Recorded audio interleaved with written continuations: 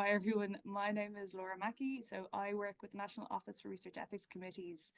And so for my presentation today, I'm going to talk a little bit about what the National Office does, and then go into a little bit more detail around the clinical trials landscape. So some of the significant changes that probably a lot of you are aware of, and this is in relation to clinical trials of investigational medicinal products in particular.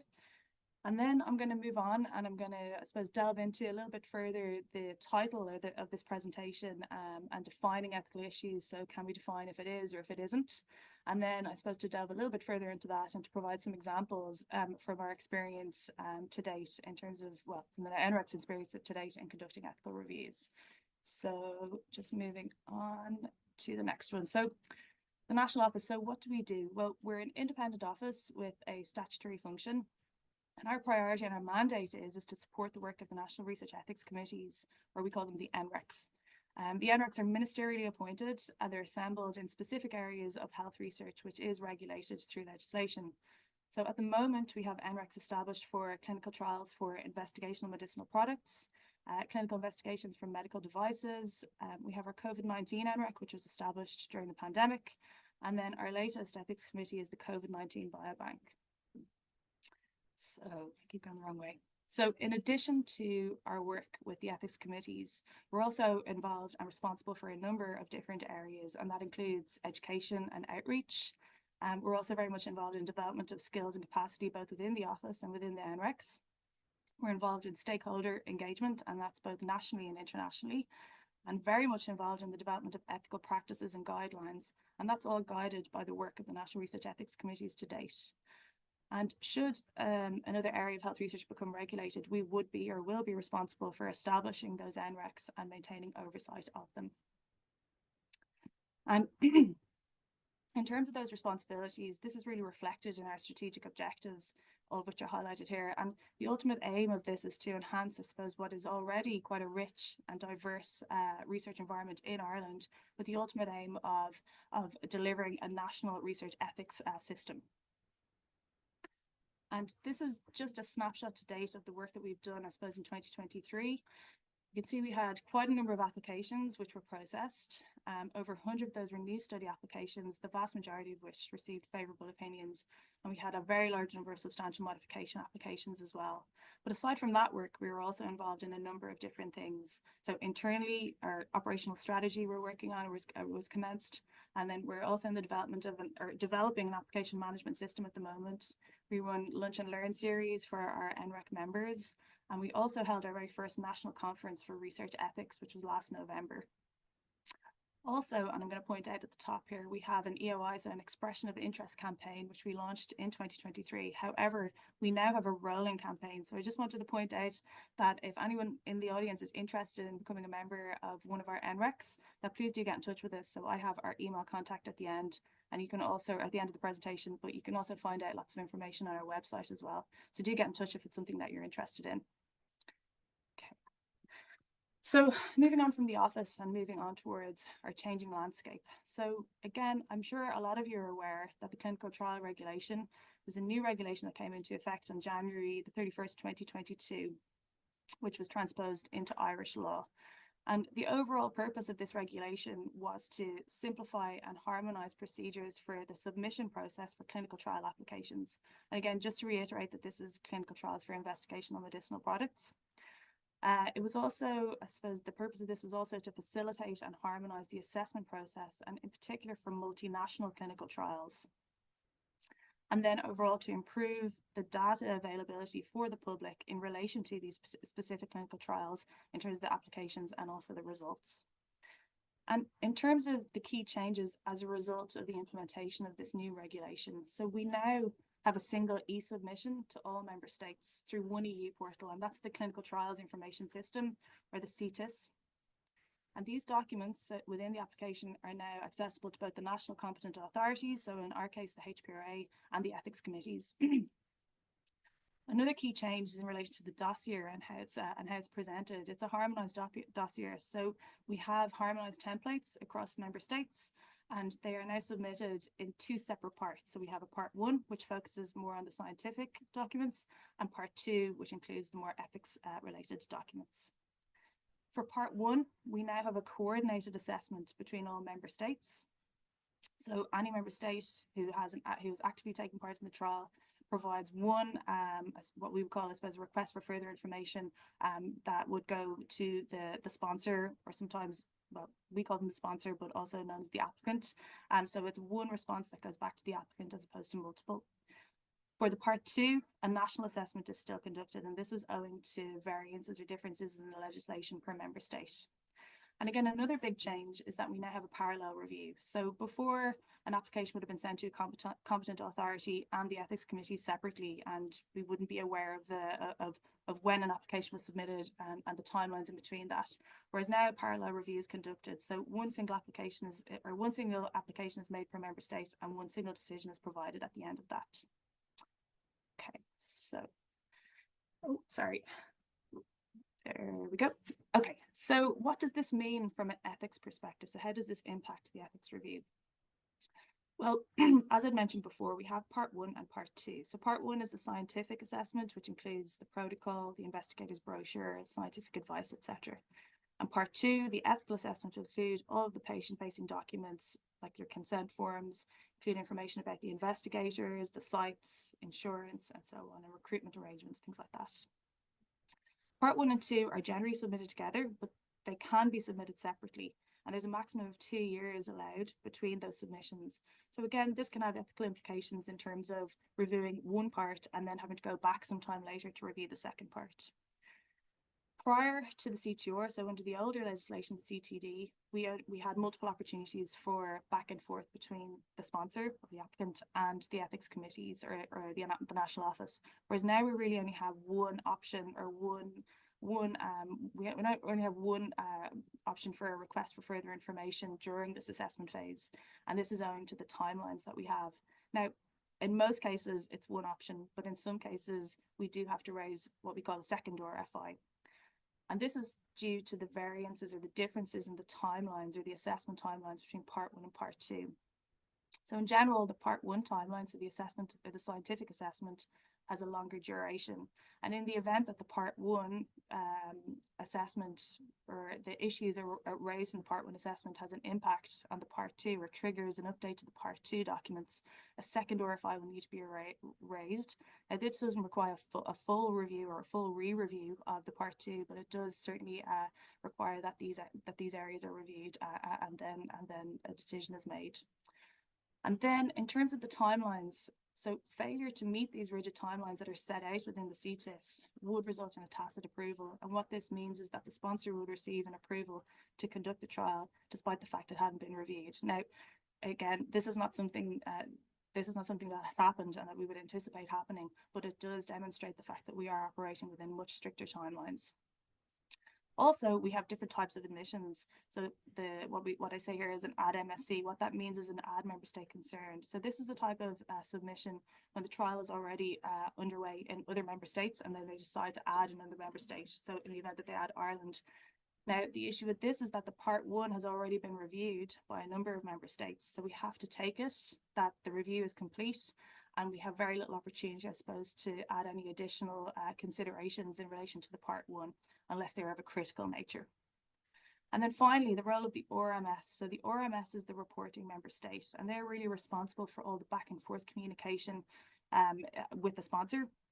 And it's up to them, I suppose, to collate and compile all of the considerations that are raised by each member state into one document, which then the sponsor receives. And they do have the authority to be able to remove or replace considerations raised by any member state if they deem it not critical or not appropriate. So again, potential ethical implications there. Now, despite all of these challenges that I have highlighted, ultimately, this is a positive outcome for all of the member states, for all of the EU concerned. So one single decision, a parallel and coordinated review is very much an enhanced approach in comparison to what we had before. And in terms of, I suppose, the impact that this has had on a more EU level, so not only has it allowed for a single decision to be made at each member state level, it's also provided opportunity for coordination and collaboration at an EU level. So in terms of other member states, in terms of other ethics bodies, And this has all really been facilitated and recognised by the European Commission and the European Medicines Agency, particularly from an ethics point of view, and bringing the ethics voice to regulatory discussions. So it's been a really positive step overall. And there is it. So, okay, so in terms of the title of this, so moving back to the title of this study, so when it isn't an ethics issue, what is it? So there, I suppose, from an ethics or from a national office perspective, there are areas which is definitely out of scope when it comes to the national office and the National Research Ethics Committee, and that would include areas such as site governance, contract development, and so on. But from an ethics perspective, how do we actually discern or decide what is in or what is out of scope? And I think for many of us, an exhaustive list, so a list of what we can decide what is important from an ethics perspective or what isn't important from an ethics perspective, would generally be very beneficial. However, all ethics reviews are conducted on a case-by-case basis, and decisions are made based on the context of that particular trial. So it's not necessarily realistic to be able to develop an exhaustive list or a framework or a checklist to decide what's in or out of scope. If we think about developing this idea and defining what's in and out of scope a little bit further, we can look back at the way in which the applications are submitted for our clinical trials of investigational medicinal products. We can look at the part 1 and the part 2. So does this help us define what is in and what is out of scope from an ethics perspective? But we know both from practice and both from the preferences of our national competent authorities and our ethics committees that it's not realistic for a review to take place on part 2 documents alone, which would be those ethics related documents, participant information leaflets, recruitment. It is also vital that some of the part 1 related documents, in particular the protocol, are included in order to be able to conduct or complete a comprehensive ethics review. So then if we move even further towards the regulations themselves, and we think about the CTR, your Data Protection Acts, and all of those regulations that are in place, to monitor and manage or to control the way that health research or that clinical trials are conducted. If we look at, I suppose, and again, they're quite detailed. There's definitions in place. However, the regulations themselves only provide a minimal set of requirements, and it's really down to the ethics review to provide, I suppose, a review of what's missing, because essentially there's always going to be gaps in the regulations, and it's essentially down to the NRECs to be able to provide, I suppose, a comprehensive review and determine, I suppose, if there are already gaps in those particular areas.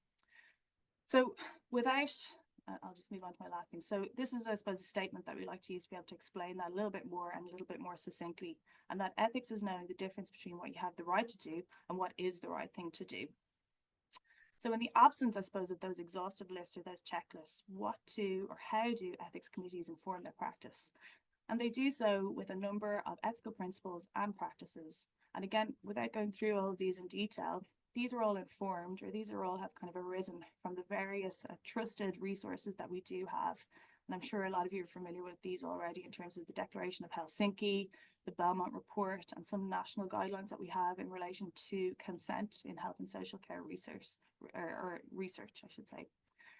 So in terms of the way in which I'll provide some examples of, provide some examples of some of the areas that do arise in terms of our ethics reviews, in terms of the NRECs and what they find. And they can be organised into various categories and themes. And you can see here there are a number of different ones. So a lot of considerations are raised around transparency of personal data, the inclusion of race and ethnicity and sexual health data collection, which are considered special areas of data collection.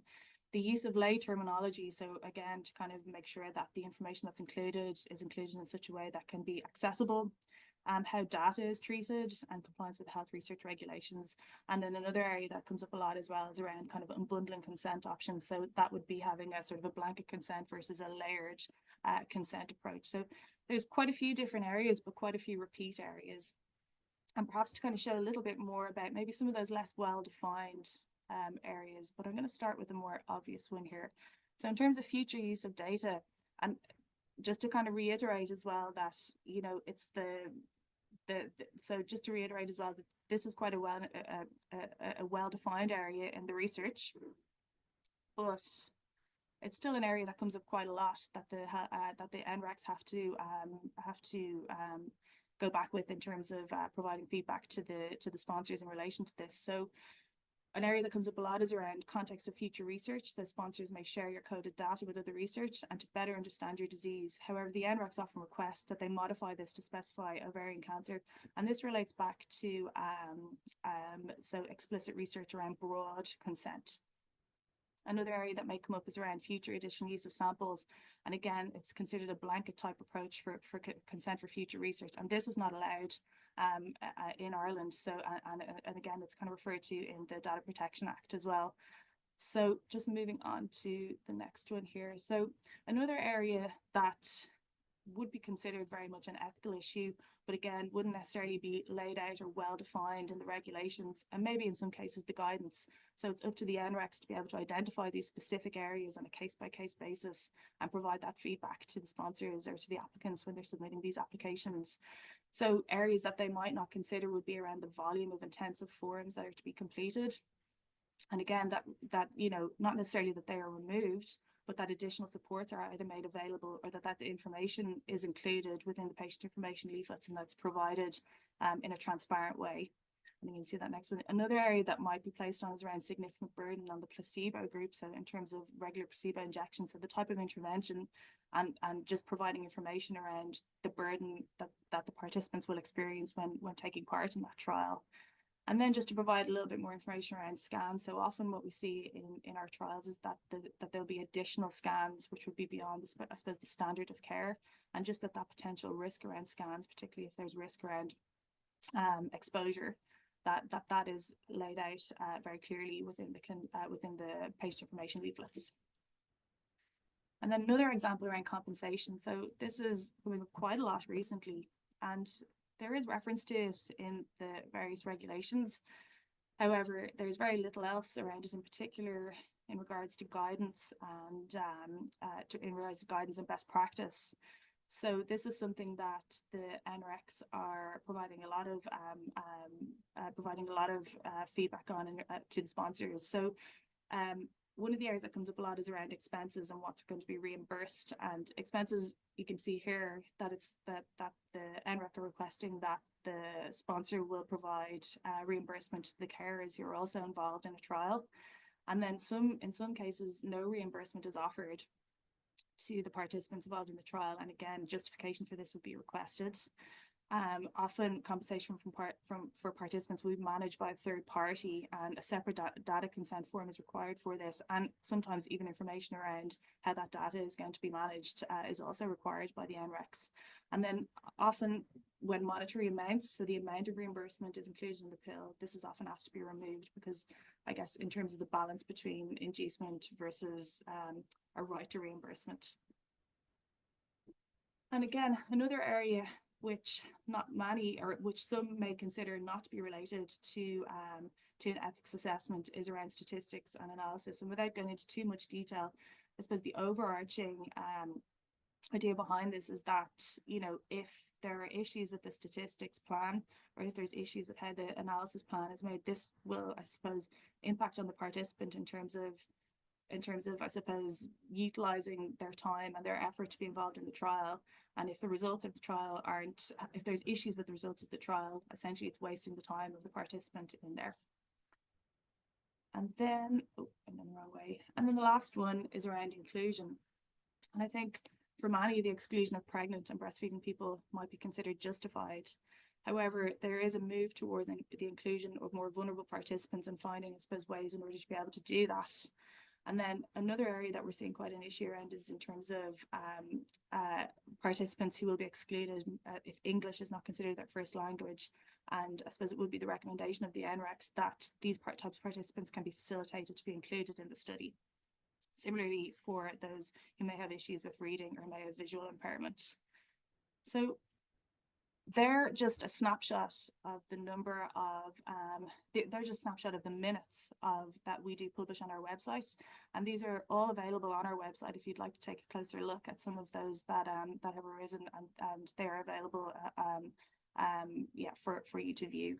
So I think that's the end of my presentation. As I mentioned before, you can contact us in relation to your expression of interest in terms of membership with the NREX. And if you have any other questions at all in relation to the presentation, do contact us there.